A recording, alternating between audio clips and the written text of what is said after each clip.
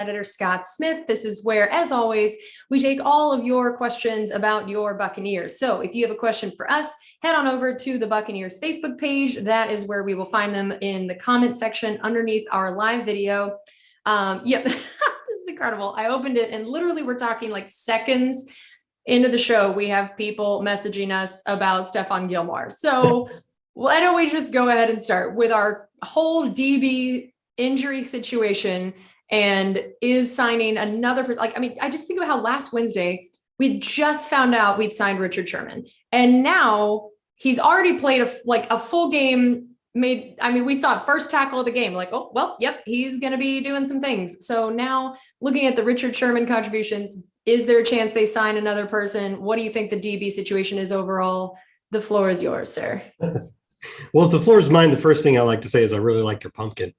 Thank you. I'm manifesting fall, and no joke, I'm also drinking coffee out of this. There you go. I'm like, spice. It is. It has pumpkin spice creamer in it because I'm full basic white girl this morning, obviously. I hope I'm not intruding on your coffee with Carmen and Casey. Yes, we just did that. Yeah, we're good. We just did that. So yeah, I'm just pretending it's not 90 degrees outside and that it's fall. So yes, carry on. So Stephon Gilmore, I mean, yes, of course, the moment he's cut, surprisingly, I should say, by the Patriots, the first thing everybody's going to say is he going to Tampa? And I can't blame anybody for thinking or asking that. You know, it seems crazy, but after the last 18 months, with the way that Jason Licht has handled this roster and taken advantage of opportunities like that, you absolutely cannot count it out. You can't.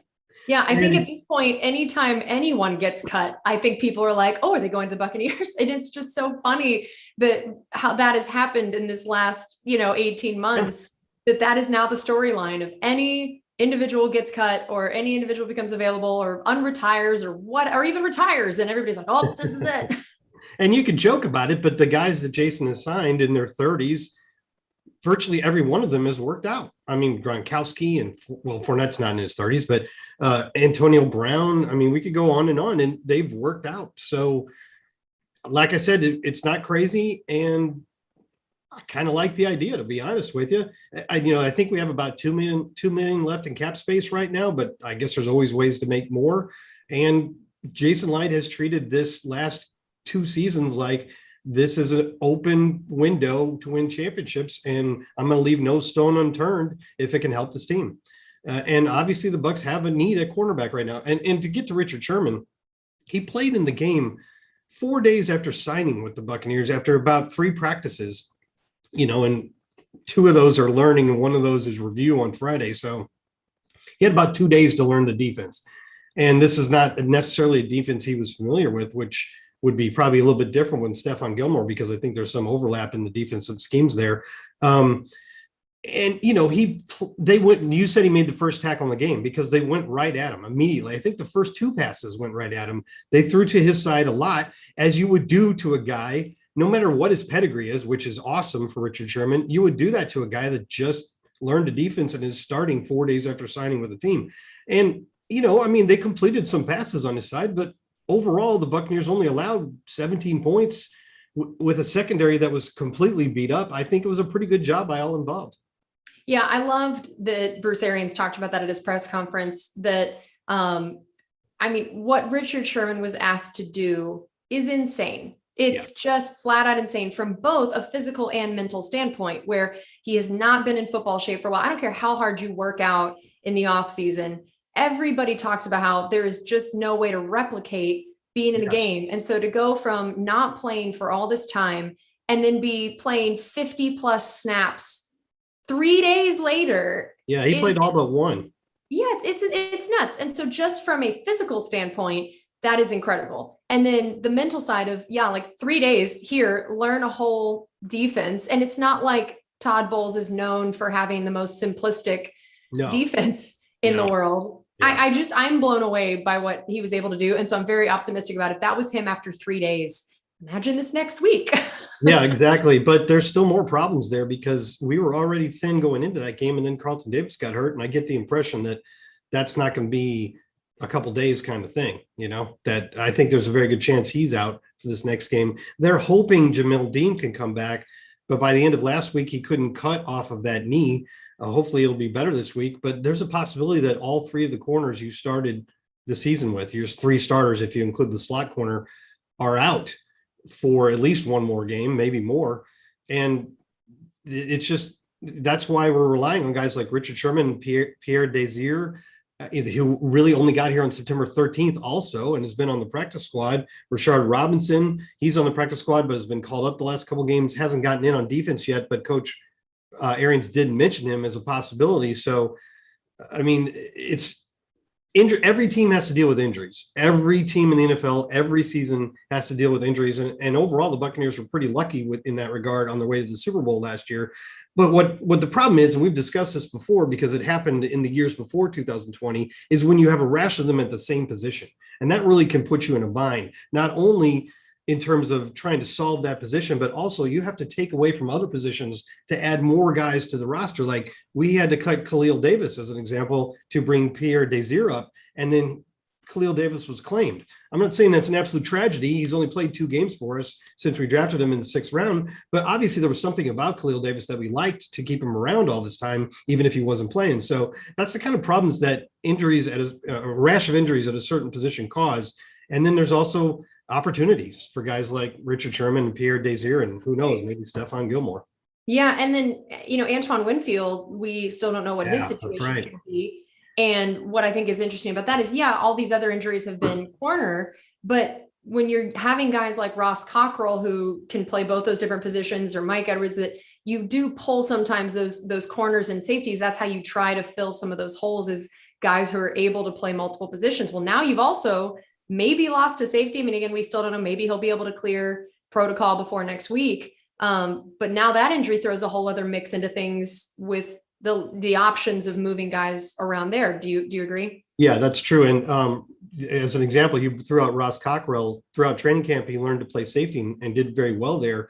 And so you went into the season thinking, hey, this is our guy that we can kind of spackle over any one little injury at either spot. But then Sean Murphy-Bunting goes down in week 1, and now Ross Cockrell is basically your slot corner. And so you don't have him as an option at safety. And when Antoine Winfield goes down, now you basically have Andrew Adams because Mike Edwards steps into the starting spot.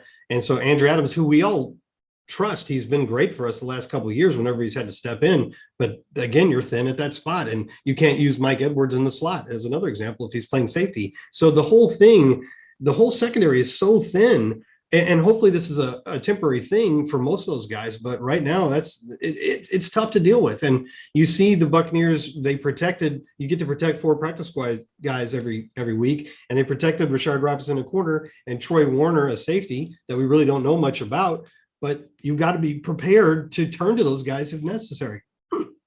And then we of course had Bella asking about how Gronk is doing and what is his injury situation, and how the team how we saw this last week, how they tried to plug his hole that he fills. That, I mean, it's a trusted guy, that Brady loves to use. It's not like we don't have a lot of weapons, but he is sort of a unique one in that way. Yeah. Yeah. The thing that Gronk gave you that Cam Brayden and OJ Howard are great athletes and guys that have been proven producers. But Gronk is the guy he's an every down tight end, the kind of guy you don't find a lot in the league because he's such a good blocker. And he was playing about 80% of his, or 80 or 90% of his snaps in line, by which I mean lined up right next to the line as a blocker. Whereas a lot of times these big pass catching tight ends like Travis Kelce or guys like that, they spend a lot of their time split out basically as a big receiver. If you have the guy that can play in line, but also be a guy that produces a lot in the passing game, that's a real good weapon because A, it helps you in the running game and in pass protection, but B, it makes it a lot less obvious what you're going to do with that guy. If Travis Kelce's lined up in the slot, obviously he's running a route. Rob Gronkowski lined up in line, you don't know what he's going to do. And then you have 2 tight end sets and you throw Cam or OJ in, and it's really confusing to the defense what you're going to do. So that's what you're losing with him. And just the fact that he was playing so well and seemed to be so spry and rejuvenated. It's a shame that he's dealing with this ribs injury from just a random hard hit that smashed him onto the ground. I'd be surprised if he was able to play this week when we're talking about fractured ribs, but we'll see. He's a tough guy. You never know. And speaking of people that you never know what they'll be able to come back from, JPP, what is the situation there? Do we know much about when he'd be available? When might we know something? And then also just how you have felt about the way they've been able to make up for his absence.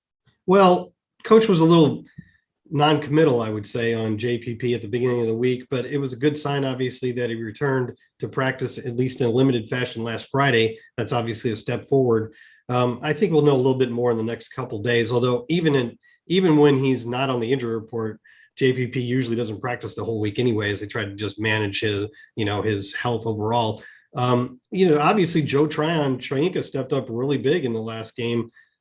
He had 2 sacks and I think 3 quarterback hits, and the pressure was pretty good, especially compared to the first 3 games. We did blitz on about 46% of the snaps according to Next Gen Stats. So I guess we tried different ways to get pressure on Mac Jones, and it was a pretty good effort overall. I think we just missed on a number of other sacks and still got 4. So it was a good sign. It was really great that Joe Tryon got his first couple sacks, because I think he's been playing really well overall. He just hasn't quite gotten home, and this time he did. And then, of course, we had some people who weren't tuned in right at the beginning, where we had talked about Stephon Gilmore, and just wanted to hear is it a possibility, what it would take to make that happen? Is it something you think the team would want to do? Just because so many people are asking, I figured since we did already cover it, but there's some people who didn't get tuned in right away. So I figured I'd ask again. Okay, so it's okay just to repeat everything we said before? Yes, yeah, that's fine. Including how much I like the pumpkin behind you on your set? Yeah, we can just pretend the whole beginning of the show didn't happen.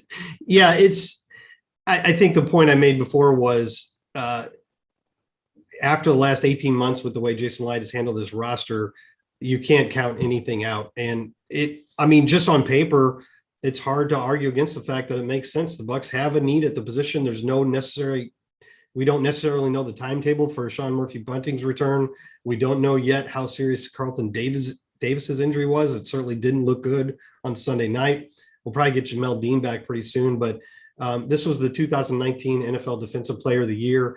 I know he's 32 years old, but Jason Light has done a good job of picking the best 30-something-year-old free agents out there, like Antonio Brown and Rob Gronkowski. So, it's not weird or unusual in any way to think that the Buccaneers might be interested. I think we have about $2 million in cap space. You usually can find a way to make more if you need to. And obviously Jason Light has treated these last couple of years like there's an open championship window, and I'm going to do everything I can to make sure we take advantage of it.